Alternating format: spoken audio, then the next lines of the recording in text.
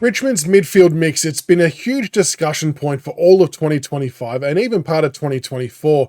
And to be honest, there's probably going to be many more videos to come about this over the course of 2026 and how it all looks and beyond.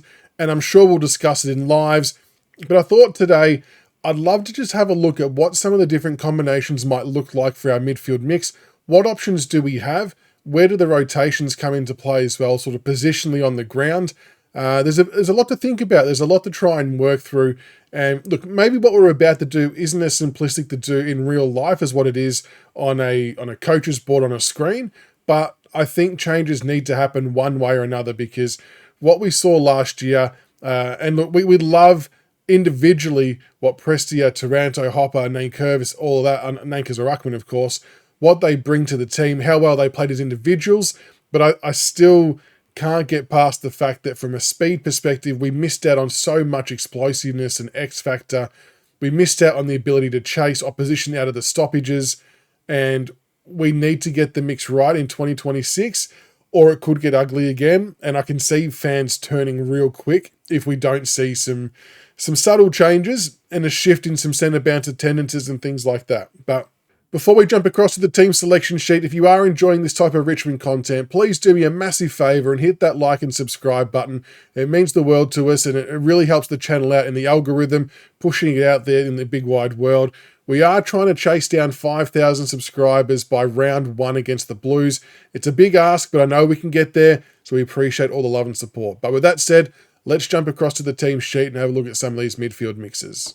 All right, so here we are at the team selection screen. Now, I have filled out a couple of other spots because it's a little bit of tinkering to do, because it's where the rotations come into play. So if we look at the forward line quickly, we've obviously got our two key forwards in Lynch and Jonty Fall. Harry Armstrong is the third tall, which we all think is going to happen. Ryan Mansell, I've got in the forward pocket, could quite easily be half forward, but if we think of it as a front six, it probably doesn't matter too much. I've got Taj Houghton at half forward and Seth Campbell at half forward. So I guess the main focus is probably on Seth Campbell and Taj Houghton in this example in terms of the rotations. Now, if we look towards the midfield, we've got Toby Nankervis in the ruck, which we all know is a locked and loaded selection. I've got Tim Taranto in the midfield because I do think that he had a super year last year, and the best and fairest clearly reflects that, as well as the Brownlow medal votes. So he will undoubtedly and deservedly be in the midfield from the get-go. I think that Sam Lawler is a really good chance to be in the starting midfield. Now, I know that there's a lot of discussion about how much time he spends forward versus midfield. I can honestly see a world where he is maybe one starting at half forward instead of in the centre. But I think I'd love to see him round 1 in the guts, big body, just showstopper, animal, physical beast, and just unleash him. The question then becomes, who do you go with the third person in the midfield? Now, the consideration before we make a selection here is that Taranto and Lawler, whilst very good individual football players, aren't necessarily blessed with pace. And that's okay. There's ways to sort of work around that, but it does mean you have to be careful who you select as their third midfielder to partner with them. So if we're looking at the list, I think it automatically counts out Dion Prestia at the top there. I don't think from a balance and a pace perspective that works. I do think there will be the temptation that in real life we might do this. We might go Prestia. I'm just not sure how that will pan out. Jacob Hopper is actually almost in the same boat. In terms of from a pace perspective, I think he's very similar to Taranto and Lawler. Can find the ball. I just think we may have to look somewhere a little bit different for the sake of balance in this example. So my mind's going to Jack Ross or Kane McAuliffe. And I mean, Taj Houghton would be a nice one to put in there. I am mindful of, I don't want to have too many inexperienced players in there at once for a first centre bounce. So that's why I'm kind of leaning towards probably Jack Ross, although the gut instinct wants Kane McAuliffe to be there. I do think he adds a really big point of difference being a left footer. I think he might be the quickest out of the three. Oh, no, Jack Ross might have him, actually. It'd be close. I think it'd be close between Jack Ross and Kane McAuliffe from a pace perspective. But from a bit more of an experience standpoint, and maybe I'm led a little bit by the recent video on the club website with Jack Ross mic'd up. He does possessed a lot of leadership qualities, like a very vocal player with good direction. And I think he does his best work as a midfielder. I don't really buy into him being on the wing or half forward. So for this example, I would actually go Jack Ross as the other starting midfielder. So Taranto, Lawler, and Ross. I think we get a bit of a nicer blend there than what we have previously in other years. So another way this could look, and there's like so many different variations to what it could look like, but I'm not necessarily saying this for the start of game centre bounce, but it could be midway through the game, whatever it looks like.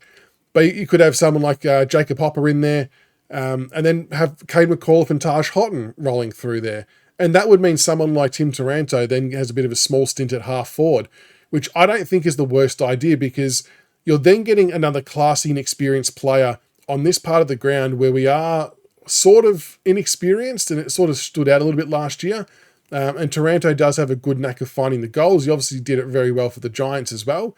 And I just think we need to utilise Taranto in that role as well a little bit more this year, as we sort of reduce the CBAs that he's had and sort of share the load a bit more between the younger players to give them the exposure. Kade McAuliffe, like we said before, good point of difference. And Taj Houghton, well, we know what we're going to get with Taj Houghton. Absolutely jam-packed, full of excitement. So that's another possible combination I think we could potentially see. A third variation that we could look at, and this is where, I suppose things become a little bit more interesting. In this variation, I've gone for Dion Prestia, Maurice Rioli Jr. and Sam Lawler. Now, Prestia, obviously the elder statesman, gives great direction, is a coach, is a leader out in the ground.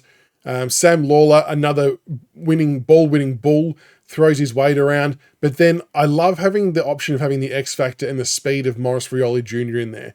We've seen how it's worked at VFL level. He played 4 or 5 games in a row, was getting good numbers, was working really well up and down the ground in both ends. And we saw it in little spurts at AFL level, but more so around stoppages around the ground, not so much in the middle. I want to see it in at centre bounces or centre throws, whatever it's called now. I just think that when opposition get a good, easy tap and they exit the centre square so easily, it puts our defence under so much pressure that we need someone to try and shut down those exits, and I think he can do a good job of it. I saw Seth Campbell do it a couple of times when he was in there, and he's another one that I'd rotate through there as well. But I really do think that Morris can add some serious value, and it's playing into his favour that he's come back in tip-top shape, the best he's sort of been pre-season for his career at Richmond, and I'm hoping that he can really kick on to the next level and form part of this genuine rotation in the midfield. So that's another example of what it could look like. Now, as a fourth option, and I'll probably do this as the last option because there's honestly so many ways this can work, but you're starting to get the idea. Longer term, you'd love to see something like this. You'd love to see Tim Taranto, Sam Lawler, Taj Houghton, a really good blend of speed, pace, X factor, ball winning, ball hunting, tackling. All of those things combined, I think, make a really good balance in the midfield. And then as a rotation, you still got Sam Cumming, right, who we just drafted, who plays as a midfielder as well as a half forward. How many games does he get this year, I guess, is the unknown. But if we sort of think about in 2 years' time, or even we might see it later this year, he could be a natural rotation between him and Sam Lawler in the midfield. That is a great direct swap. Both do good damage in the forward line. Both do good damage in the middle. And we haven't even spoken about Josh Smiley yet, who is still such an unknown factor in all of this and how it all looks. I've flagged a few times that I could see Smiley playing on a wing. Maybe I'm being a little bit optimistic and high-hoping with that, but I kind of just picture him doing a Dan Curtin type role for Adelaide. But he was drafted for all intents and purposes to be a midfielder.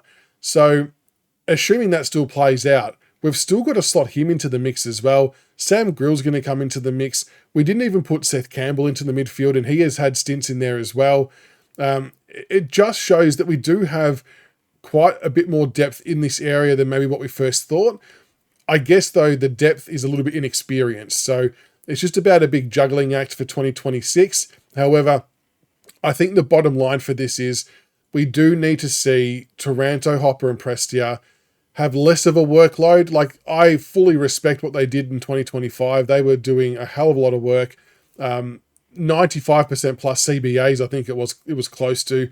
that needs to come down a lot. They have to be there for a lot of them, no doubt, but we do need to get the mix right. We do need to shake it up a bit and get some youth in there, get some speed in there, and just not be flat-footed, and utilising their talents elsewhere around the ground in other roles, i.e.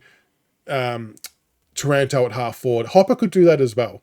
And this is where as well we might see the advantage of that fifth interchange spot if we don't go for a secondary ruckman. But there you go, a little bit to digest, a little bit to think about, a lot of different options. I'm sure you will all have different combinations that I didn't even explore today. Let me know what they are in the comments below. It's hard not to get excited about where this team's heading from a positional standpoint. I know there's a long way to go for these guys to develop, but they're tracking in the right directions, it seems, at the moment. And I think we're going to be in for a somewhat enjoyable ride. But keen to hear all of your thoughts, and we'll see you for the next one. Go Tigers.